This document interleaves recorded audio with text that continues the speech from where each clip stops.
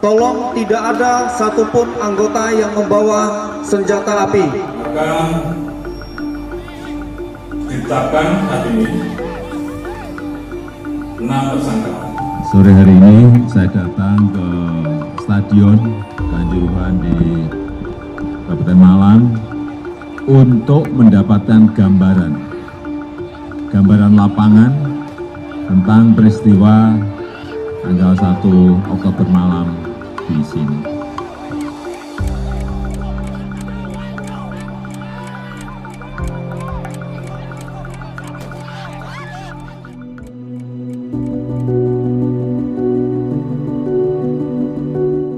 Tragedi maut terjadi di Stadion Kanjuruhan Malang.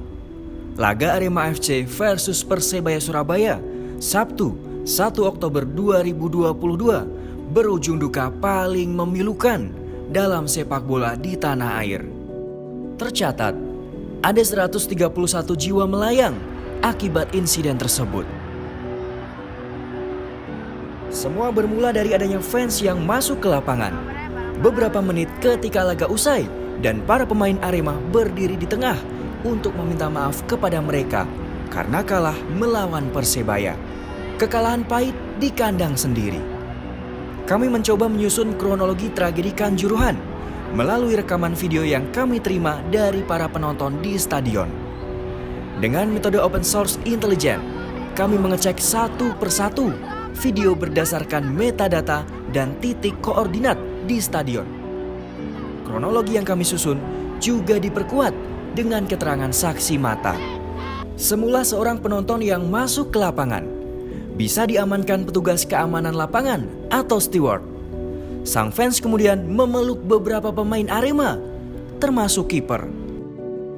Namun, aksi fans tersebut memicu para penonton lainnya masuk ke lapangan. Satu persatu para penonton yang berada di bawah papan skor melompat masuk ke lapangan. Bahkan, ada yang berlari sambil membawa bendera Arema. Para Aremania yang masuk ke lapangan semakin banyak, sehingga sulit bagi petugas untuk menahannya. Ketika situasi mulai memanas, para pemain Arema dievakuasi. Mereka dikawal untuk bisa masuk ke ruang ganti. Aparat bergerak melakukan sejumlah tindakan untuk mengusir fans. Kondisi lapangan kian memanas ketika ada sosok berjaket hitam berlari dan mendekati seorang pemain Arema, terkesan ingin menyerangnya. Petugas keamanan menghentikan aksi ini.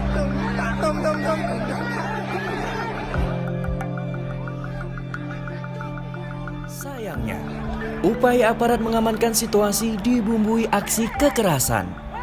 Terlihat dari video aparat memukul, menendang, bahkan menghantam dengan tongkat. Ini memicu emosi supporter. Mereka marah. Terdengar jelas dari rekaman video yang diterima tim Narasi TV dan IDN Times.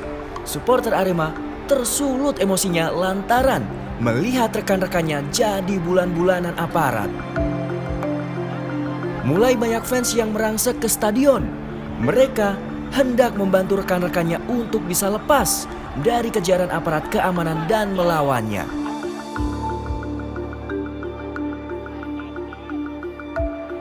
Setelah berjalannya pertandingan 90 menit itu lancar, nggak ada ricu-ricu, nggak ada, cuma ya ada sedikit lah.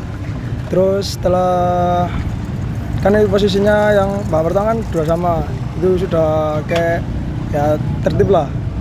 Terus sesudah ketinggalan gol ketiga itu suasana agak ya dingin, itu diam semua.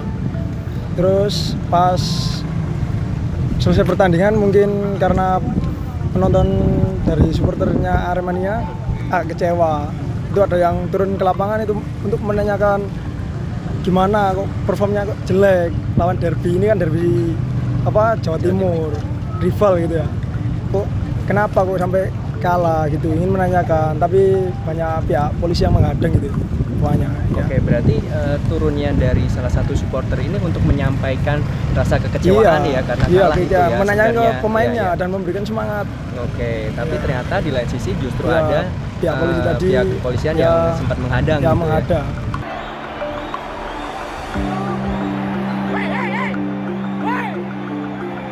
Tepat pada pukul 22.09, letusan gas air mata pertama dilepaskan ke tribun 11 hingga 13 yang berada di sisi kiri gawang Arema.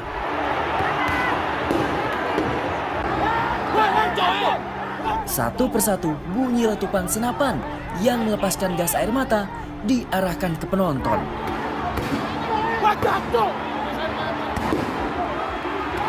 Fans yang ada di tribun tersebut mulai panik. Mereka mencari jalan keluar demi bisa lolos dari serbuan membabi buta gas air mata. Di dalam lapangan, sejumlah fans terlihat dihajar habis-habisan oleh aparat. Bahkan ada yang dikeroyok oleh aparat, diseret pula hingga pakaiannya terangkat.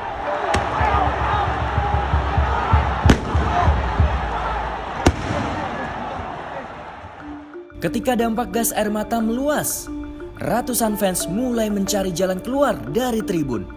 Sayang, pintu terbuka tidak semestinya.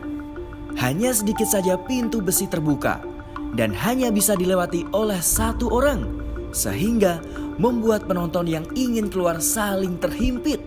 Ada yang jatuh dan terinjak-injak. Nanang, seorang pedagang di gate 10 bahkan menceritakan, akibat berdesakan keluar, setidaknya ada 4 orang yang meninggal tak bisa diselamatkan. Setelah peluit pertandingan selesai, mungkin sekitar 10 menit ya, di kisaran setelah 10 menit peluit pertandingan selesai, kita dengar suara letusan kayak kembang api gitu. Yang kita sangka itu kembang api. Ternyata setelah adanya beberapa ledakan ya, ada banyak teriakan di dalam. Kita dengar teriakan dari dalam, yang kemudian orang berhamburan keluar dengan pintu yang terbuka tidak semestinya, yang kecil aja, tidak terbuka dengan seluruhnya. Ya akhirnya di situ kita coba bantu sebisanya di sini. Waktu di warung Mas sendiri ada yang sempat minta pertolongan ke sini nggak Mas? Dari Aremania sendiri? Banyak. Kira-kira berapa Mas? Kalau boleh tahu? Wah, nggak sampai menghitung ya. Yang jelas adalah ratusan gitu ya. Karena dari satu pintu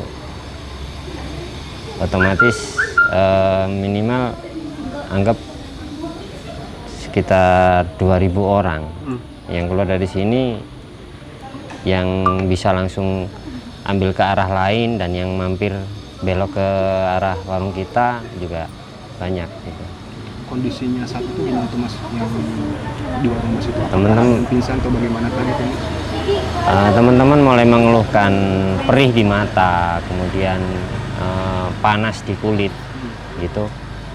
Ada beberapa yang pingsan, ada juga yang sudah dibopong dari dalam dalam kondisi sudah tidak sadar. Seperti itu. Dan mohon maaf, ada yang sudah lewat dan meninggal dunia? Kemarin waktu terjadi di sini ada sekitar 4 orang yang memang kondisinya sudah tidak tertolong.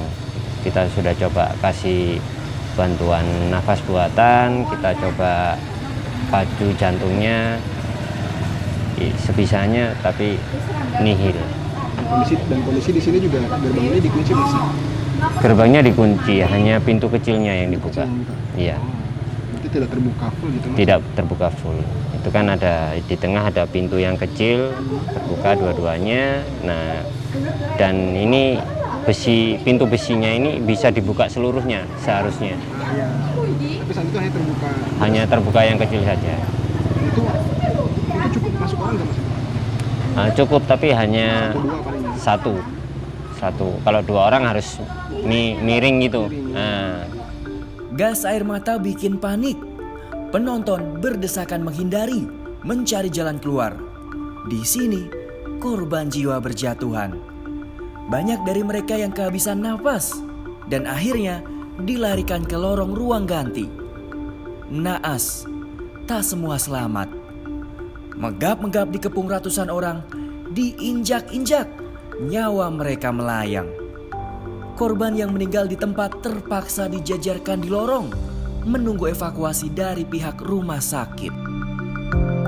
Pada waktu itu saya kan lagi mau nonton, nggak jadi, tiketnya aja sudah habis. Saya akhirnya nonton, akhirnya cangkruk sama teman-teman. Setelah adanya sama teman, dia duduk ngobrol ngopi. Tahu di dalam itu ada keributan. Memang saya dari relawan SAR Kanjuruhan, bukan nama stadion, bukan. Diambilkan dari nama relawan SAR Kanjuruhan. Setelah itu saya masuk ada keributan di dalam itu, asapnya sudah enggak karu-karuan. Masuk, ada teman minta tolong. Pak, tolong saya, Pak. Kenapa teman saya? Ayo, kita bawa keluar. Saya selain bawa keluar, sempat matanya enggak kelihatan perih. Saya cuci dengan air mineral. Setelah cuci dengan air mineral, saya gotong dengan temannya tadi. Saya taruh di bawah supaya biar dapat angin dan sebagainya. Setelah berapa menit kemudian, yang temannya itu tadi yang saya tolong sama temannya itu meninggal.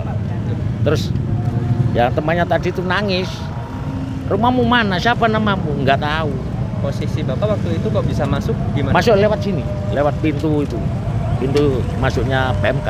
Itu malah bisa Pak berarti? Di situ langsung ke sana lari. Oke. Lari menolong itu.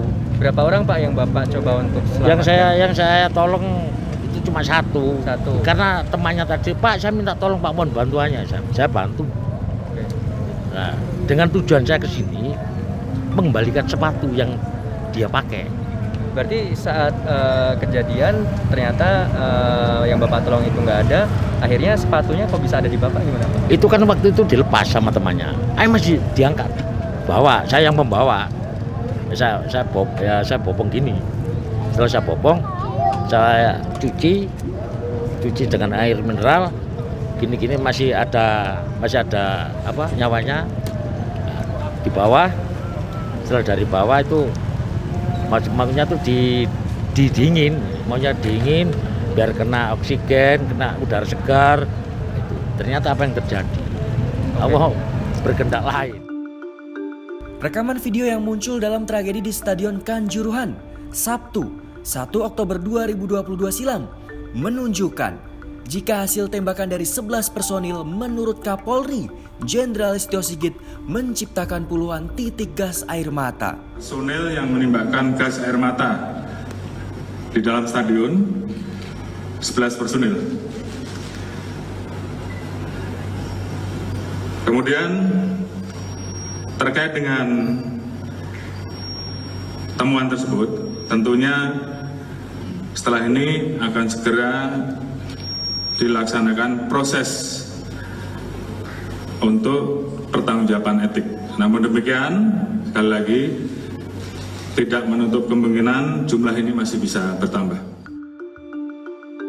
Melalui ratusan video yang diterima lewat kolaborasi narasi TV bersama IDN Times dan sudah diverifikasi lewat metode OSIN, Open Source Intelligence, tercatat ada sekitar 42 titik gas air mata di Stadion Kanjuruhan, baik di lapangan dan di tribun. Jumlah titik tersebut bisa saja lebih atau kurang karena pengaruh kencangnya tiupan angin pada malam itu. Berikut titik-titik gas air mata yang coba kami hitung.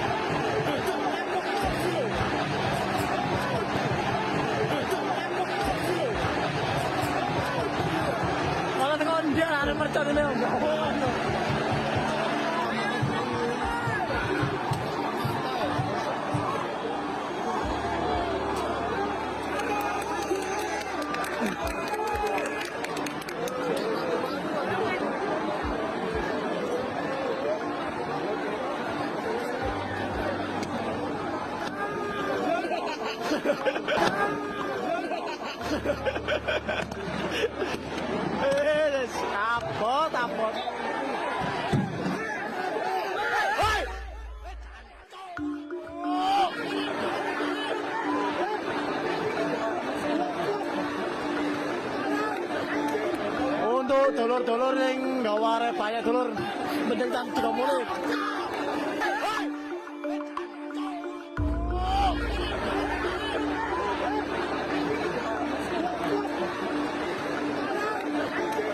Untuk dulur-dulur yang gawa banyak dulur mending tam 30.